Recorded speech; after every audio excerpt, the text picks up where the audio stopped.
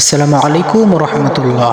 সুপ্রিয় দর্শক শ্রোতা, মহান আল্লাহ রব্বুল আলমিনের রিজিক বন্টনকারী মহান আল্লাহ সুবহানাহু ওয়া তাআলা ফজরের পরে সমস্ত রিজিক বন্টন করে।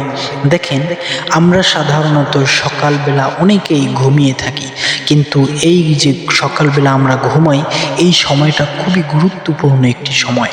আপনারা স্ক্রিনে দেখতে পারতেছেন, এই যে কত সুন্দর পাখিগুলো দেখেন, আল্লাহ রব্বুল আলমিনের জিকির, আল্লাহ রব্বুল আলমিনের রিজিক নেওয়ার জন্য তারা সকাল সকালই বের হয়ে পড়েছে। এই জন্য দর্শক ভাইয়েরা আমার, সকালবেলা না ঘুমিয়ে মহান আল্লাহ রব্বুল আলমিনের ইবাদত বন্দিগিতে সামিল হয়ে আমরা সারা দিনের যে রিজিক আমাদের জন্য আল্লাহ রব্বুল আলমিন ব্যবস্থা করে রেখেছেন, সেটার জন্য আমরা বের হয়ে পড়ি।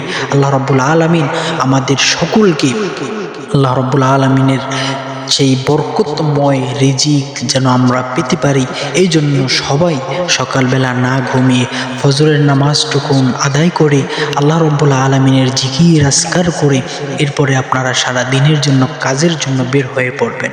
রাসূলুল্লাহ সাল্লাল্লাহু আলাইহি ওয়াসাল্লাম বলেন, ফজরের যদি কোনো বান্দা ঘুমিয়ে থাকে, তাহলে সে সারা দিনের রিজিক থেকে অভাব অটন